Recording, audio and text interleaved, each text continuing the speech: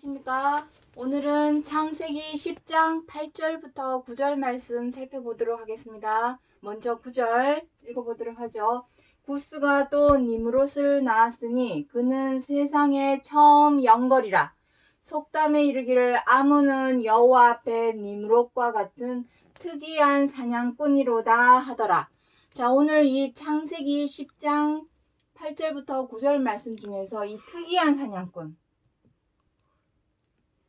특이한 사냥꾼에 대해서 살펴보도록 하겠습니다. 자, 먼저 여기에 보면 구스가 나오고 니므롯이 나오는데, 구스는 함, 즉 노아의 세 아들 셈, 함, 야벳 중에 함의 아들이 구스입니다. 그리고 구스는 또 니므롯을 낳았죠. 자, 그런데 이 니므롯이 여기 무엇이라고 표현을 하고 있냐면, 그는 세상에 처음 영걸이라. 영걸이 무엇입니까? 영걸. 영웅호걸이라는 말씀입니다. 영웅호걸. 처음 세상에 나타난 영웅호걸이랍니다. 우리나라에도 김유신이나 이순신 장군과 같은 영웅호걸이 있죠. 그리고 독립운동을 하던 모든 독립운동 열사나 의사들도 다 영웅호걸이죠. 그러한 영웅호걸. 자, 그런데 속담에 무엇이라고 하냐면 너무 놀라운 것이 무엇이냐면은 아무는 여호와 앞에 니므롯과 같은 특이한 사냥꾼이랍니다. 영웅호걸이기는 영웅호걸인데 특이한 사냥꾼이라 합니다. 여기서 아무와 니므롯을 동일시하고 있죠. 똑같다는 것입니다. 특이한 사냥꾼의 입장으로 볼 때 아무와 니므롯은 여호와 앞에 똑같다. 근데 이 아무에 대해서는 여기 외에는 더 이상 나와 있는 말씀이 없습니다. 그래서 니므롯을 통해서 아무를 짐작할 수밖에 없는 거죠. 근데 뭐 어쨌든 이 니므롯, 함의 아들 구스 아들의 니므롯, 이 니므롯에 대해서 오늘 살펴보는데, 니므롯이 바로 영웅호걸이 돼 특이한 사냥꾼이라 합니다. 특이한 사냥꾼이 무슨 말씀일까요? 특이하다. 특이한 사냥꾼. 우리가 알고 있는 사냥꾼은 무엇입니까? 사냥꾼은 총으로 새를 잡고 화살로 짐승을 잡는 그러한 사냥꾼을 우리는 일반적으로 사냥꾼이라 합니다. 근데 여기서는 무엇이 달려 있습니까? 특이하다는 것은 일반적이지 않다라는 것이죠. 우리가 상식적으로, 통념적으로 알고 있는 사냥꾼이 아니라 일반적이지 않은 특이한, 그렇다면 새나 짐승을 잡는 그러한 사냥꾼을 여기서 말하고 있는 것이 아니라는 것입니다. 특이하다. 무엇을 사냥하냐 하는 것이죠. 예전에 잉카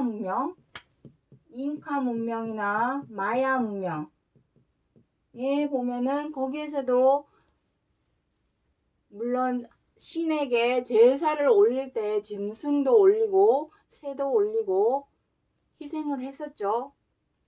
목을 베어서 피를 뿌리고 태우고, 모세율법에 나오는 제사법과 똑같은 것을 마야 잉카 문명에서도 했습니다.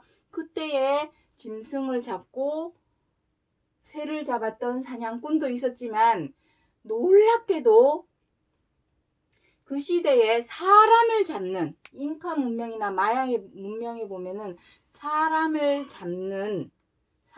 잡아서 신께 바치는 그러한 제사법도 있었습니다. 사람을 잡는다면, 사람을 잡는 사냥꾼이라면 특이하겠죠.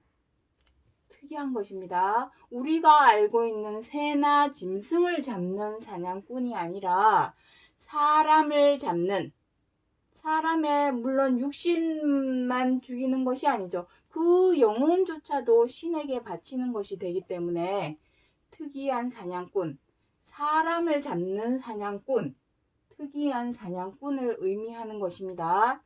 자, 이 특이한 사냥꾼을 성경 66권 하나님의 말씀 안에서는 어떻게 기록을 하고 있는지 그것을 오늘 이 시간 살펴보고자 하는 것이고, 더 나아가서 오늘날 우리에게 이제 하나가 남아있죠. 약속이. 그리스도께서 다시 오시겠다고 하신 약속이 하나 남아있습니다. 그 약속이 남아있는 오늘날 이 말씀은 우리에게 어떻게 적용이 되며 우리는 무엇을 준비해야 하는가? 왜냐하면 이것을 그냥 역사적인 어떤 사실을 알리고자 해서 기록한 것이 아니죠. 성경은 역사책이 아닙니다. 그 역사적인 사건을 통해서 심오한 깊은 그 속에 들어있는 참영상을 알리고자 하는 것이 하나님께서 성경 66권을 우리에게 기록하신 목적과 이유입니다. 자, 그래서 이 사냥꾼. 자, 성경에서 사냥꾼 하면 딱 생각나는 사람이 등장하죠. 우리가 잘 알고 있는 사람. 자, 창세기 25장 27절 말씀 보도록 하겠습니다. 그 아이들이 장성함에 에서는 익숙한 사냥꾼인 고로 들 사람이 되고 야곱은 종용한 사람인 고로 장막에 거하니. 자, 여기 보면은 그 아이들 나오죠. 그 아이들이 누구입니까? 에서와 야곱입니다. 에서와 야곱은 누구의 아들입니까? 이삭의 아들이죠. 이삭의 아들. 자, 보도록 하죠. 이삭에게는 아들이 둘이 있습니다. 쌍둥이죠. 에서가 있고 야곱이 있습니다.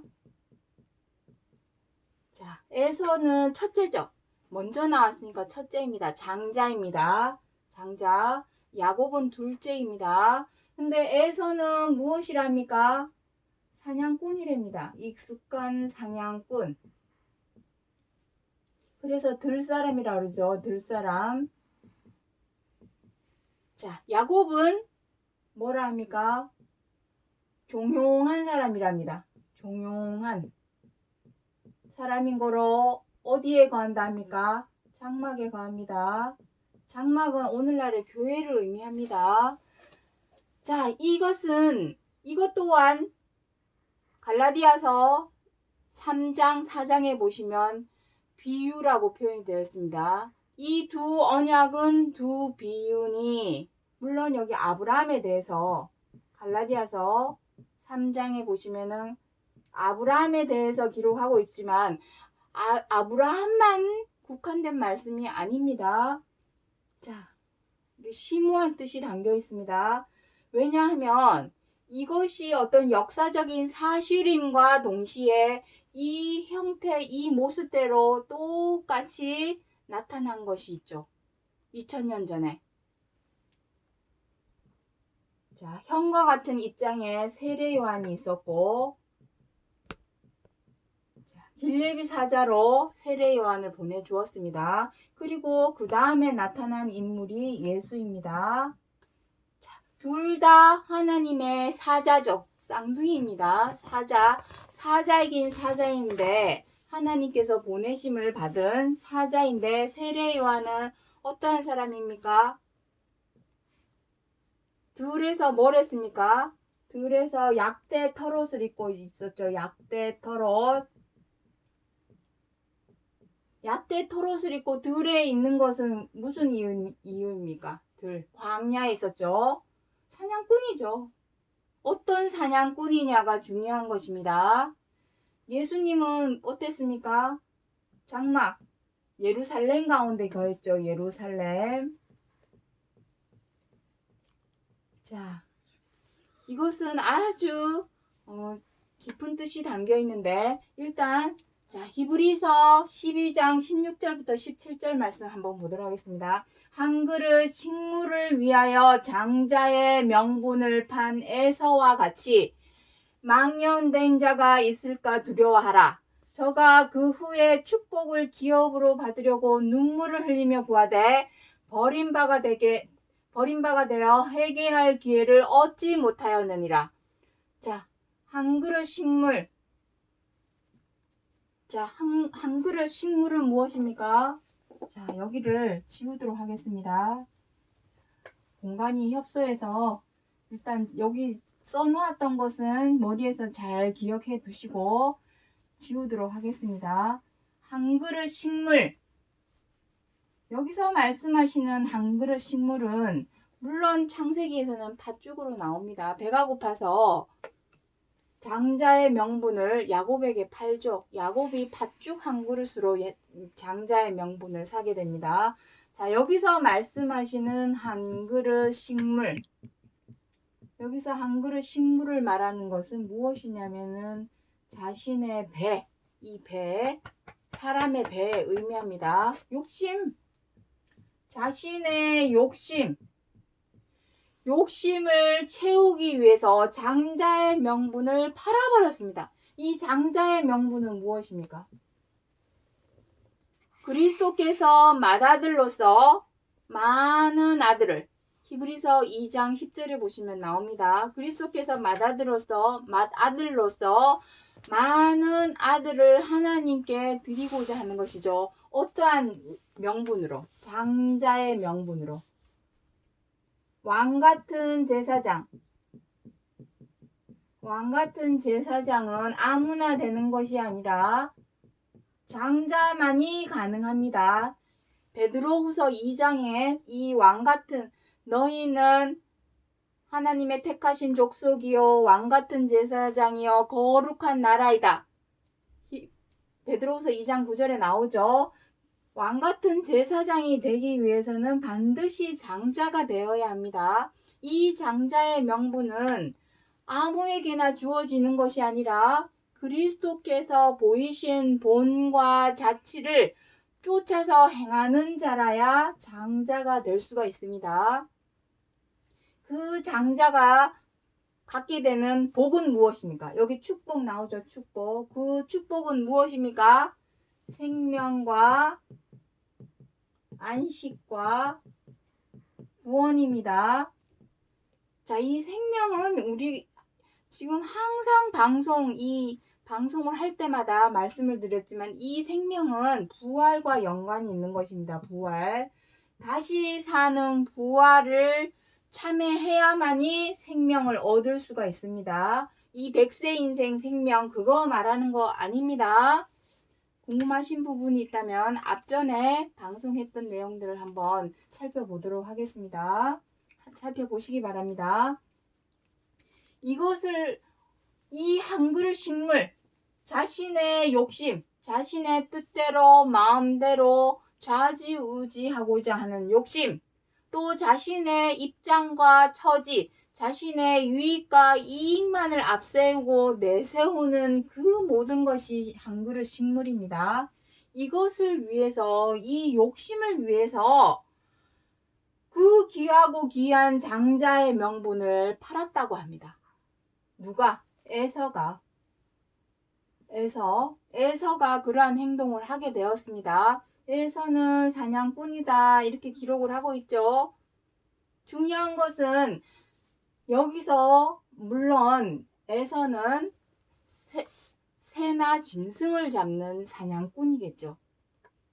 근데 그 속에 담겨 있는 참뜻을 하나님께서 말씀하고자 하시는 것이기 때문에 그냥 문자 그대로의 새나 짐승을 잡는 사냥꾼을 말하고자 함이 아닙니다. 특이한 사냥꾼은 무엇입니까? 사람을 잡는 사냥꾼을 말씀하는 것입니다. 이따가 그것이 어떠한 의미를 말하고 있는지 또 나올 것입니다. 그때 다시 설명드리기로 하고, 자, 어쨌든 이 한 그릇 식물 때문에 이 장자의 명분을 버리게 되었죠. 자, 로마서 9장 11절부터 12절 말씀 한번 보도록 하겠습니다.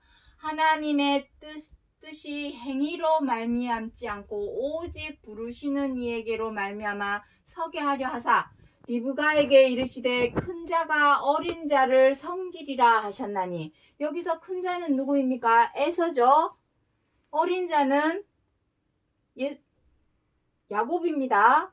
이것이 2000년 후에 4000년이죠. 에서와 야곱의 일이 있은 후에 4000년이 지나서 누구로 나타나게 되었냐면 세례 요한과 예수님의 관계로 나타나게 되었습니다.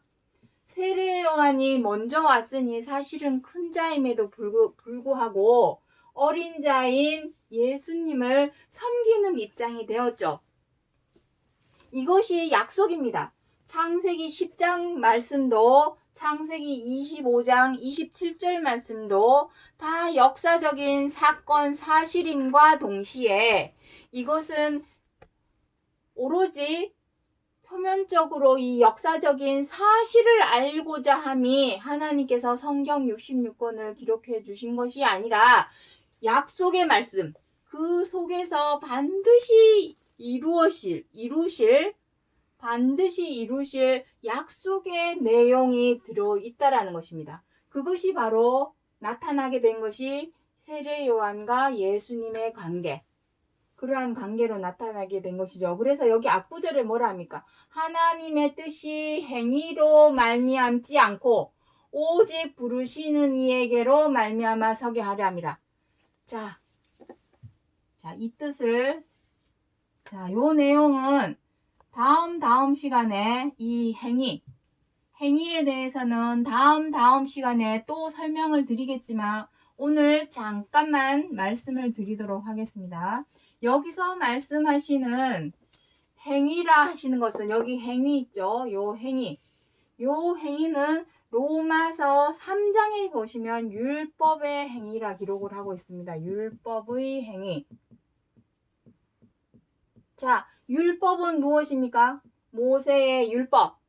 지금 창세기, 출애굽기, 레위기, 민수기, 신명기 이 5권은 모세 오경 또는 모세의 율법이라 합니다.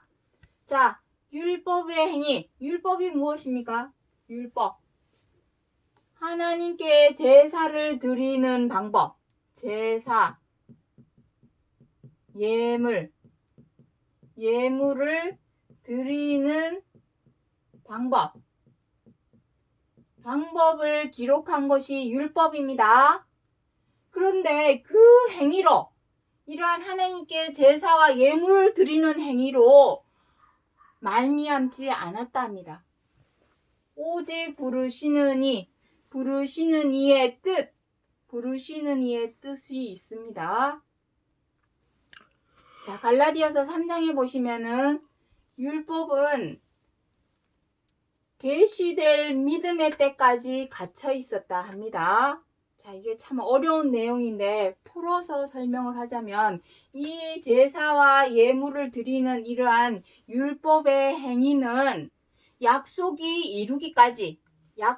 이루어지기 전까지만 하나님께서 허락하신 내용이고 약속이 이루어지는 시점에서는 더 이상 이 율법의 행위가 먹히지 않는다라는 것입니다.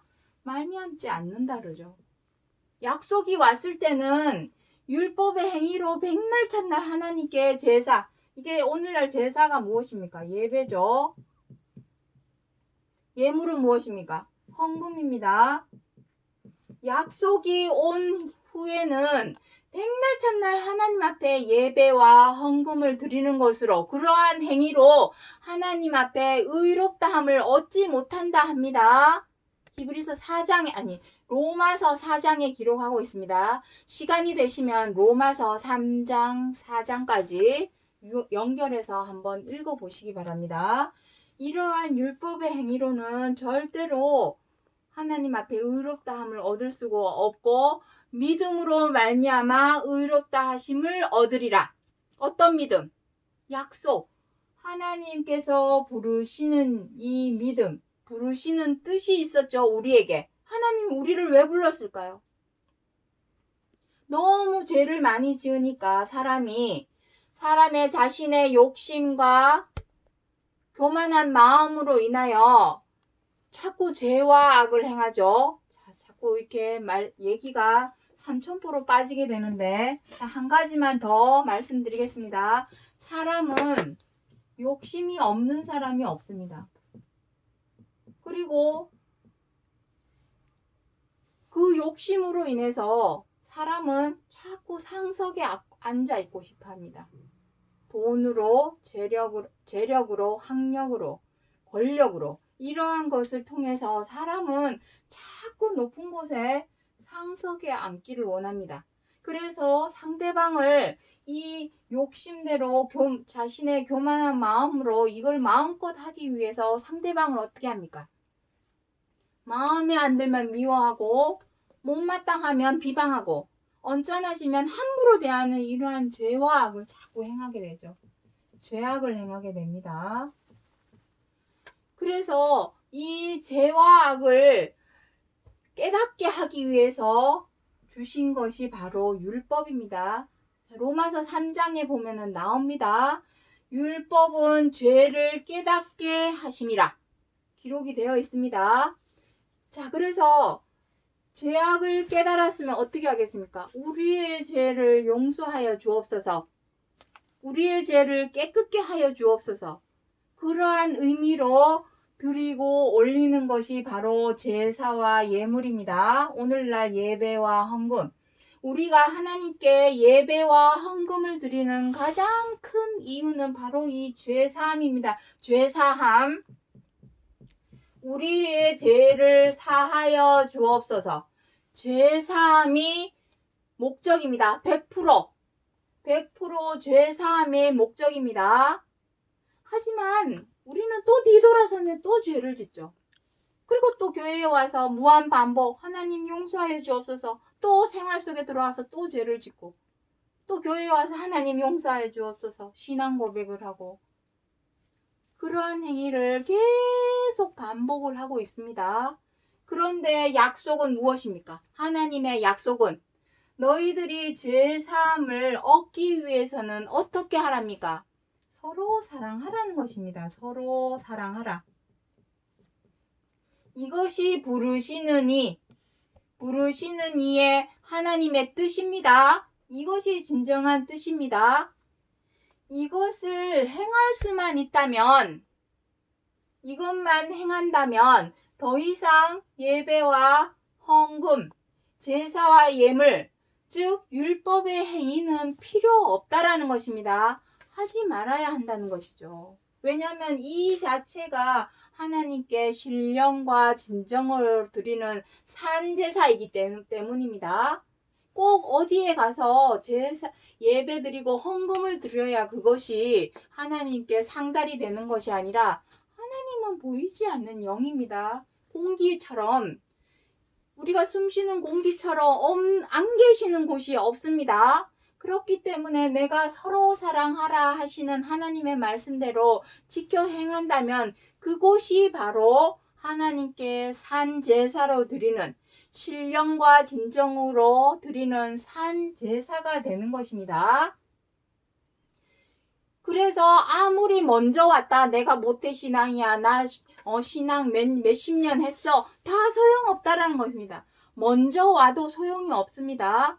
아무리 늦게 왔어도 이 서로 사랑하라 하시는 말씀대로 지켜 행할 줄만 안다면 우리는 다 영혼의 사냥꾼이었죠. 마녀 사냥하듯이 마음에 안 들면 미워하고 원망하고 분노하고 못마땅하면 비방하고 해방하고 사나워져서 다투고 우리는 다 마녀 사냥하듯이 서로에게 사냥꾼이었습니다. 특이한 사냥꾼. 그러한 입장이었었죠. 그래서 제 아무리 큰 자다 먼저 왔다 소용없습니다. 나중에 왔고 어린 자라 할지라도 하나님께서 부르시느니 이 부르시는 이의 뜻이 무엇인지를 온전히 알아서 그것을 행할 수만 있다면 이 율법의 행위는 더 이상 필요가 없다라는 것입니다. 자, 그래서 에스겔 13장 말씀 한번 보도록 하죠. 에스겔 13장 18절에 화 있을진저 너희가 어찌하여 내 백성의 영혼을 사냥하면서 자기를 위하여 영혼을 살리려 하느냐. 자, 영혼을 사냥한다고 여기 나오고 있죠. 가장 앞서서 하나님의 백성들을 이끌고 가르치고 관리하고 지켜주는 입장에 있는 지도자들, 앞서서 지도자 입장으로 일을 하는 사람들이 많이 있죠. 우리 모두는 다 나보다 어리고 믿음이 연약하고 나중에 온 사람들을 이끌어주는 다 지도자의 입장들이 있습니다. 한 명이라도 전도하고 하나님께로 인도하는 사람이라면 다 하나님 앞에 지도자 입장에 있는 것이죠. 근데 여기서 무엇이랍니까? 영혼을 사냥한답니다. 왜 영혼을 사냥한다라는 표현을 했을까요? 하나님께서 지켜 행하라고 하는, 서로 사랑하라 하는 말씀은 지켜 행하지 못하고 마음과 몸이 다 상석에 앉아서 어떻게 합니까? 나는 되고 너는 안 돼. 이런 식이죠. 내가 하는 것은 다 되고 너는 그렇게 하면 안 돼. 그것이 무엇입니까? 쌓인 재력이나 학력이나 권력이나 지위, 그 쌓인 것으로 나는 되고 너는 안 돼. 그리고 마음에 안 들면 미워하고 원망하고 분노하고 비방하고 회방하고 사나워져서 다투고 함부로 대하고 갑질하는 이 모든 것이 바로 서로가 서로를 사냥하는 행동입니다. 마녀 사냥하는 것이죠. 그것이 다른 말로 영혼을 사냥한다고 하는 것이죠. 그러면서 자기는 어떻게 한답니까? 자기의 영혼은 살리려 한답니다. 나는 되고 저 사람은 안 된다고 하니까 자기는 살려고 하고 다른 사람은 죽어도 괜찮고, 내가 살기 위해서 다른 사람을 희생시키는 그것이 다 영혼을 사냥하는 모습이라는 것입니다. 자, 그래서 마지막으로 잠언서 6장 6절의 말씀 보도록 하죠. 노루가 사냥꾼의 손에서 벗어나는 것 같이, 새가 그물을 치는 자의 손에서 벗어나는 것 같이 스스로 구원하라. 우리는 다 다른 사람의 영혼을 사냥하는 특이한 사냥꾼인과 동시에 또 나 역시도 누군가에게 사냥을 당했던 노루나 새의 입장에 있었습니다. 연약한, 나보다 강한 사람에게는 나도 그 사람에게 먹히는 새나 노루의 입장이죠. 내가 사냥꾼인과 동시에 내가 다른 사람을 사냥하는 사냥꾼인과 동시에 또 강한 누군가에게는 사냥을 당하는 노루나 새의 입장에 있었죠. 그래서 무엇이랍니까? 스스로 구원하랍니다. 벗어나는 것은, 죄와 악에서 벗어나는 것은 우리 자신의 몫이지 누가 해줄 수가 없는 것입니다. 죄와 악에서 벗어나기 위해서는 어떻게 해야 되겠습니까? 나보다 남을 낮게 여기는 낮은 마음. 자, 여기 욕심이라 그랬죠? 자, 여기 밑에 잠깐만 비도록 하죠. 우리가 사냥꾼이 된 이유가 무엇입니까? 자, 익숙한 사냥꾼. 이러한 사냥꾼이 된 이유가 무엇입니까? 한 그릇 식물. 욕심이죠, 욕심. 욕심이 없는 사람 없습니다. 그리고 이 욕심 때문에 상석에 높은 자리에 앉아 있고자 하는 교만한 마음이 없는 사람이 없습니다. 이것으로 인하여 죄와 악을 행하게 되죠. 마녀 사냥하듯이 다른 사람을 사냥을 하죠. 미워하고 원망하고 비방하고 해방하고 함부로 대하고, 이것이 다 마녀 사냥하는 특이한 사냥꾼의 모습입니다. 그렇다면 이러한 모습을 버리는 것이 특이한 사냥꾼에서 더 이상 장막에 거하는 자가 된다는 것입니다. 장막에 거하는 자. 이해하셨습니까? 그래서 오늘 정리를 하자면 창세기 10장 8절부터 9절의 이 속담, 이것이 속담이라고 했지만 이것은 하나님의 약속의 말씀입니다. 속담에 이르기를 아무는 여호와 앞에 미무롯과 같은 특이한 사냥꾼, 특이하다라는 것은 우리가 알고 있는 그러한 사냥꾼이 아니라는 것입니다. 영혼을 사냥하는 사냥꾼, 마녀 사냥하듯이 영혼을 사냥하는 사냥꾼을 말하는 것입니다. 우리는 나도 다른 사람의 영혼을 사냥하는 사냥꾼이었음과 동시에 또 강한 누군가에는 사냥을 당했었죠. 당하는 입장에도 있었습니다. 서로 먹고 먹히는 관계에 있었던 것이죠. 하지만 이제는 어떻게 하답니까? 스스로 구원해야 한답니다. 스스로. 다시 말해서 죄와 악에서 벗어나는 것은, 욕심과 교만에서 벗어나는 것은 아무도 해줄 수 없고 오직 자기 자신이 노력을 해야 된다는 것입니다. 피땀 눈물의 노력. 그리스도께서도 이 욕심과 교만, 이거를 정욕이라고 하죠. 갈라디아서 5장에 보시면은 이것을 정욕이라 표현하고 있습니다. 이 정욕을 십자가에 못 박았느니라. 못 박아야 된다라는 것입니다. 이것에서 못 박아야만이 특이한 사냥꾼에서 벗어나 진정으로 온전한 하나님의 장막에 거하는 자가 된다라는 것을 알리고자 해서 창세기 10장 8절 9절에서 기록하신 약속의 말씀이라는 것을 기억해 주시기 바랍니다. 오늘 여기까지 하고 마치겠습니다. 감사합니다.